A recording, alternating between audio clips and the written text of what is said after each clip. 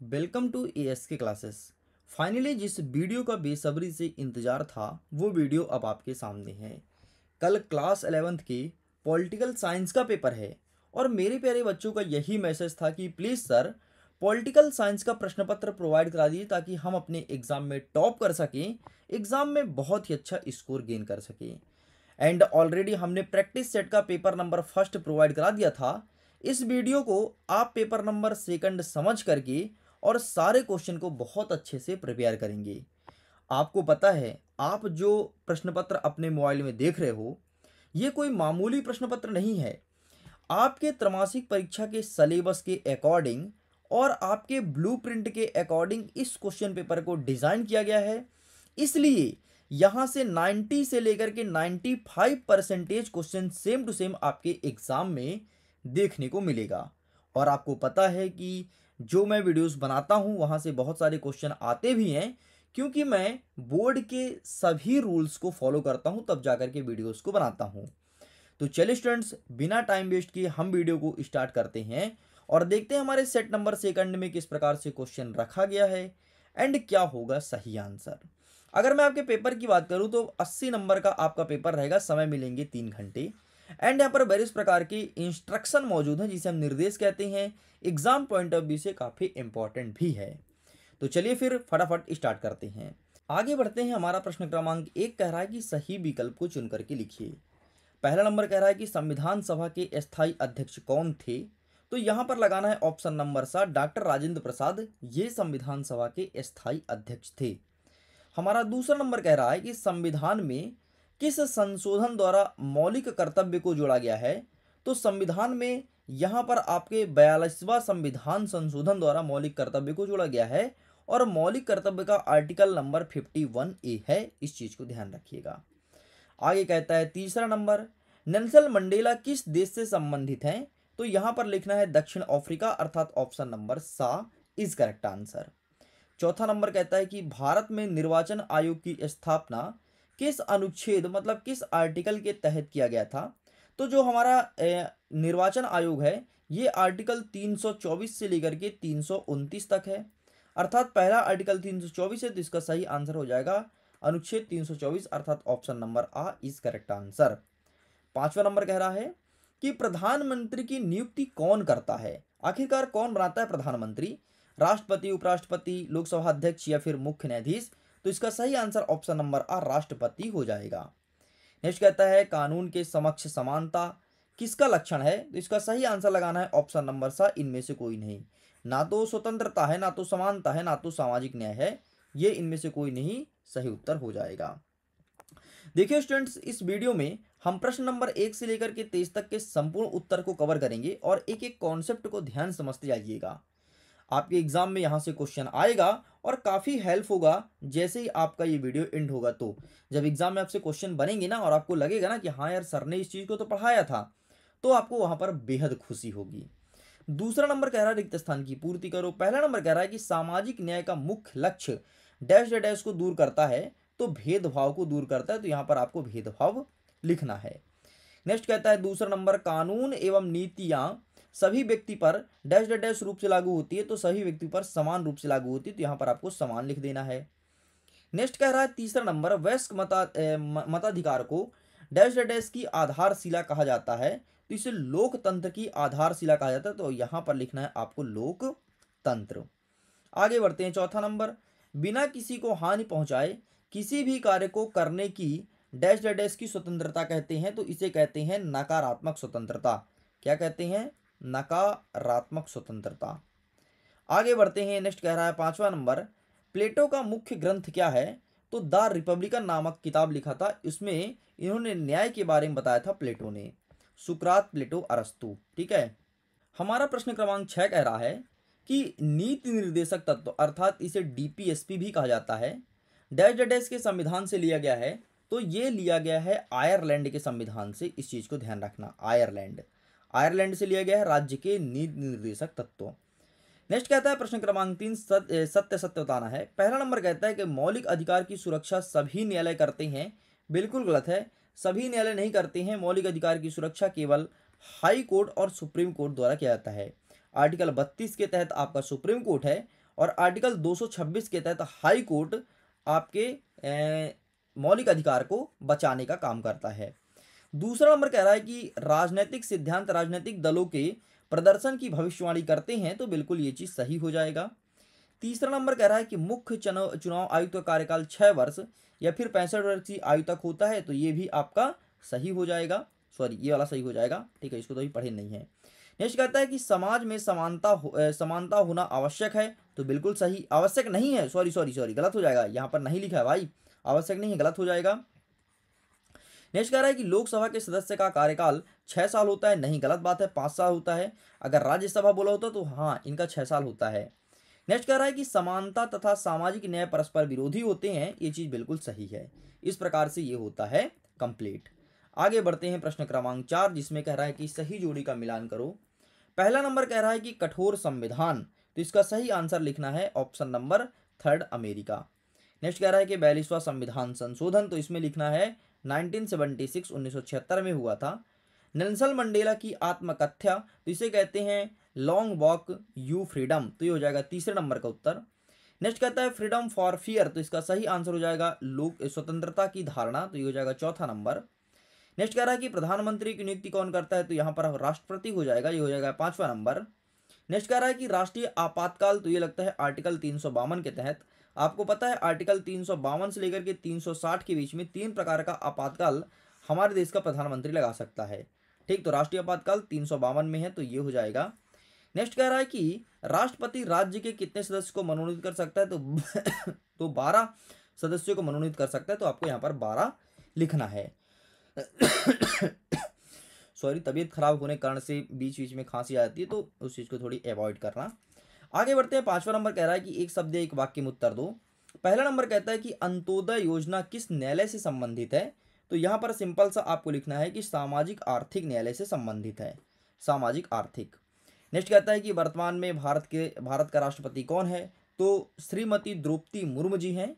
Next कहता है हमारा तीसरा नंबर, भारत सरकार ने विकलांगता अधिनियम किस वर्ष पारित किया है, तो 1995 में विकलांगता अधिनियम आया था, 1995 में। नेक्स्ट कहता है कि भारत में वयस्कता की उम्र कितनी होनी चाहिए, तो जो व्यक्ति 18 वर्ष की आयु पूर्ण कर चुका है वो एक वयस्क व्यक्ति माना जाएगा और उसे वोट देने का अधिकार होता है। 5वां नंबर कह रहा है कि प्रजातंत्र का आधारशिला क्या है, तो इसकी आधारशिला है जनता। प्रजातंत्र की आधारशिला कोई और नहीं बल्कि जनता है। नेक्स्ट कहता है स्वतंत्र मानव मात्र का मौलिक अधिकार है, किसने कहा है, ठीक है। तो इसका आंसर मैं आपको दिखाने वाला हूं। एंड गांधी जी के सिद्धांतों को किसमें शामिल किया गया है, तो गांधी जी के जितने भी सिद्धांत हैं ये गांधीवाद में शामिल किया गया है। अब आइए हम फटाफट आंसर दिखा देते हैं, फिर आगे बढ़ते हैं। देखिए स्टूडेंट, आंसर को आप देख लीजिए और यही आंसर और यही पेपर, इसका पीडीएफ आप डाउनलोड कर सकते हो, लिंक डिस्क्रिप्शन बॉक्स में दिया गया है। जितने भी बग थे वो सारे बग को हमने क्लियर कर दिया और अब पीडीएफ डाउनलोड होना स्टार्ट हो चुका है। तो प्लीज़ जाइए जल्दी से जाकर के पीडीएफ को डाउनलोड कीजिए, अपने पढ़ाई को बेहतर करिए और एग्जाम में जाकर के टॉप कीजिए। चलो, तो ये रहा आंसर, इसका स्क्रीनशॉट ले लो। नेक्स्ट का आंसर ये रहा एंड नेक्स्ट का आंसर ये रहा है आपके सामने। चलिए, एंड नेक्स्ट का जो बचा था वो ये रहा है आपके सामने आंसर। ओके, तो इस प्रकार से सब कुछ आपका होता है कंप्लीट।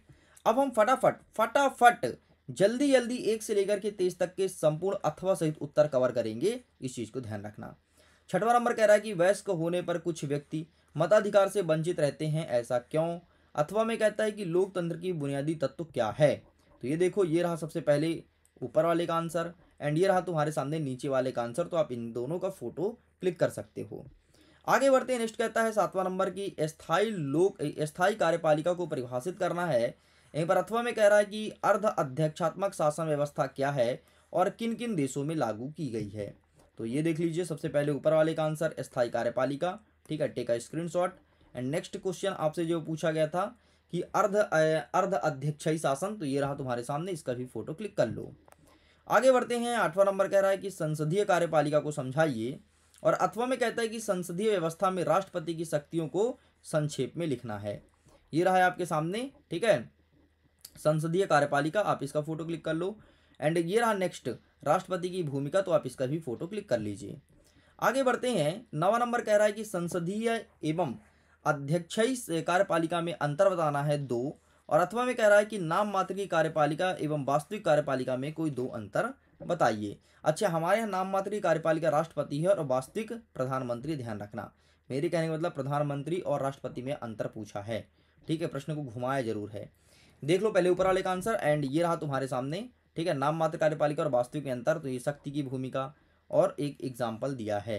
तो दोनों का स्क्रीनशॉट ले लो, दोनों को क्रमशः बढ़िया बाकायदे लिख देना। नेक्स्ट कह रहा है 10वां नंबर की कार्यपालिका के किन्हीं दो प्रकारों को वर्णन कीजिए, एंड अथवा में कहता है कि राजनीतिक कार्यपालिका क्या है। आइए देखते हैं कार्यपालिका के प्रकार। तो ये तुम्हारे सामने रहा, वास्तविक कार्यपालिका और नाम मात्र कार्यपालिका, इसे डिफाइन भी करना पड़ेगा, तो टेक अ स्क्रीनशॉट।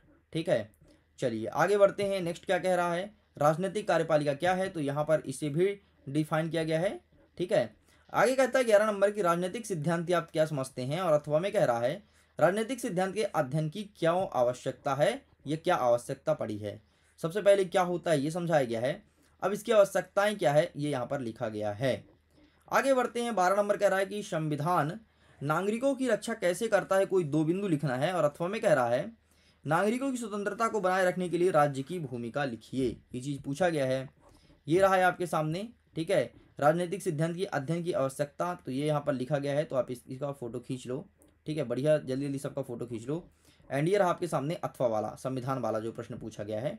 ठीक, तो ये रहा नेक्स्ट जो स्वतंत्रता की बात कर रहा है ना, तो ये रहा आपके सामने आंसर।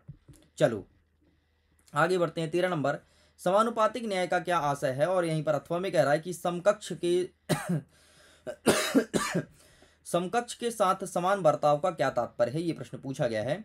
ये रहा है आपके सामने इसका आंसर। ठीक है, सबसे पहले स्वतंत्रता का, एंड ये रहा समानुपातिक न्याय का क्या अर्थ होता है, एंड ये रहा नेक्स्ट आपके अथवा वाला। आगे बढ़ते हैं। नेक्स्ट कह रहा है कि समान व्यवहार का सिद्धांत क्या है, और अथवा में कह रहा है कि कानून सम्मत और न्यायोचित से क्या आशय है बताइए।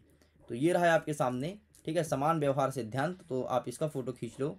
एंड ये रहा है आपके सामने कानून सम्मत से क्या आशय है, तो आप इसका भी फोटो खींच लीजिए। आगे बढ़ते हैं। 5वां नंबर कह रहा है कि सरकार के अंग का नाम लिखना है, और अथवा में कह रहा है संविधान किसे कहते हैं इसकी परिभाषा लिखिए। ठीक है, तो ये रहा तुम्हारे सामने सरकार का अंग कौन कौन सा, पहले विधायिका है, फिर आपका कार्यपालिका है, फिर आपका न्यायपालिका है, तो ये आपको लिखना है।